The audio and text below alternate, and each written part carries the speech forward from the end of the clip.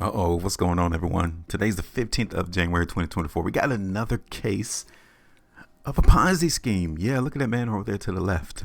All dapper, looking in his suit, grinning for the camera, glasses all on the face, nicely trimmed, hair combed to the back. Yeah, he's the one that's been charged for a Ponzi scheme. Well, more than charged, he pleaded guilty to a $24 million Ponzi scheme. He conned hundreds of people out of their money. Check this article out. January 9th, 2024, from News Channel 3. A Riverside County man pleaded guilty to a nearly, get this, 20-year Ponzi scheme. Look at these people out here committing these crimes for a long time. Why do they not get caught so fast? Why does it take so long for these people to get caught? 20 years? This man has been running the scheme? And nobody didn't ask any questions. Why? Because look at his appearance. False appearances can make people look the other way. He has on a suit with a tie. He's clean shaven. These are the people that you really need to be watchful for, because they are the one conning you for long periods of time. He scammed $24 million from at least 200 people. This is what the Justice Department announced on Tuesday. His name is Paul Horton Smith Sr. Look how old this man is, 59 years old.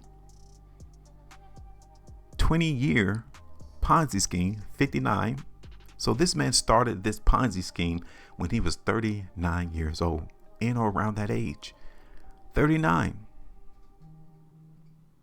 I can just imagine what he was saying, how he was acting at age 39, and how he had to keep this lie going for such a long period of time. Imagine living this lie for 20 years. I mean, you would imagine that you become a pro at it, that even you will begin believing in your own lies. Look at that man right there. He pleaded guilty to one count of wire fraud. He faces a statutory maximum sentence of 20 years in federal prison. He's 59 now. It would have been better if he would have had a little bit more time to his life to serve in prison. Now, the United States District Judge Jesus G. Bernal is scheduled his sentencing on April the 1st, April Fools.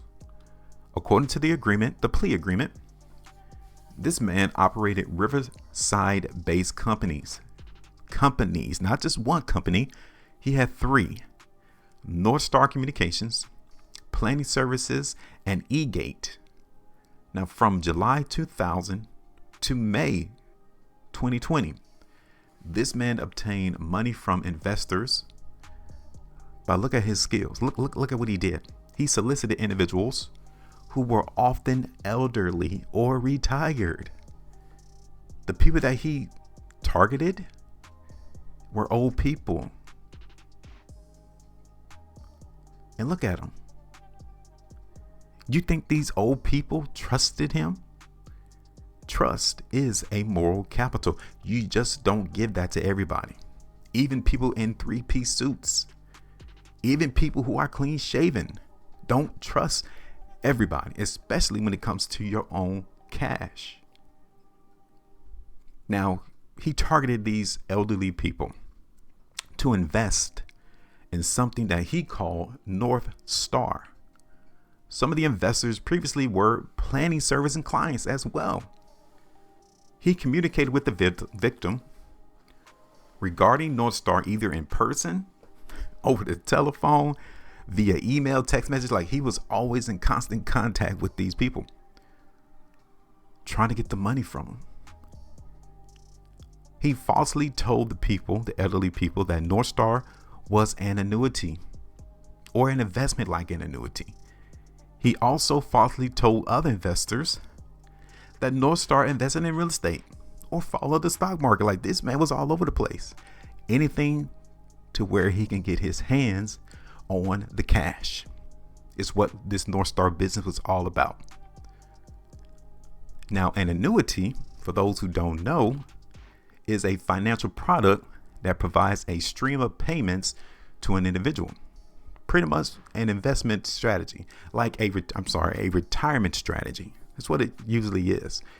These elderly people thought that they was placing their money in an annuity to where, as they get older and they reach retirement, these monies that they gave him would be paid back to them, probably off of interest, that the money that they gave him was in an interest-bearing account. Now, he was lying the whole time. He misled them. He typically told the people that their investment would generate a fixed rate of return and was a, quote, safe investment. They trusted this man just by the words he was saying. Like, where's the proof? While Smith led most North Star investors to believe his company reinvested their initial investment, generated the percentage they were to earn, in fact, the Justice Department revealed that he never invested the money. He never. So he took the money from these people and put it in his own account for 20 years. 20. So you tell me, how could these investors not get a whiff that this man was not investing for them? Instead, Smith deposited all investor funds into a non-interest bearing checking account, probably his own account. Smith used some money from later North Star investors to pay earlier North Star investors monthly interest payments and to repay earlier investors who wanted to withdraw their investment. That's a Ponzi scheme. He needed to allow more money to come in to pay the people who came before the investors, to show that, hey, I am investing your money, when in actuality he wasn't. For example, in April 2019, Smith calls one victim to invest with him $400,000.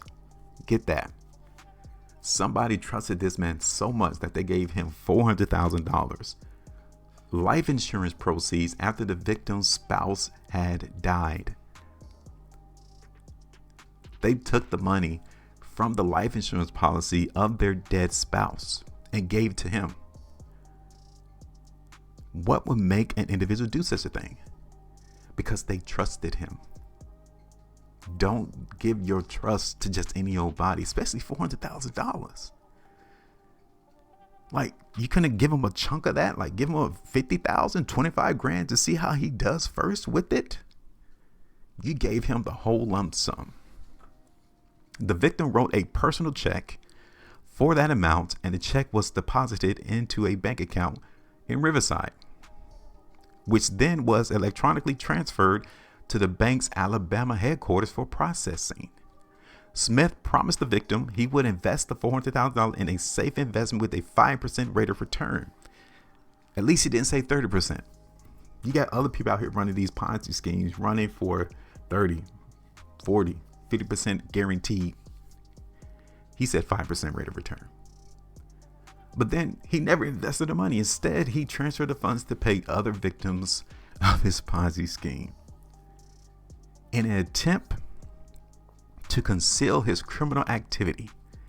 Criminal. This man is a criminal. Look at him. You can see this man walking down the street and would never have imagined in your life that he's a criminal. You might need to look at these people as criminals. Smith made 11 payments to the victim that totaled $163,324. As a result of the scheme, the Ponzi scheme, Smith fraudulently obtained more than $24 million from at least 200 people. Of these investors, 106 of these victims have not been fully repaid. Yeah. So the remaining ones that have been paid were the investors whose money he took to pay them off. The total loss for these victims is $13,331,505. Look at that man. 20-year Ponzi scheme. Now, he's not no Bernie Madoff, but he's running in the same circle. These people continue to do this to innocent investors, especially elderly people.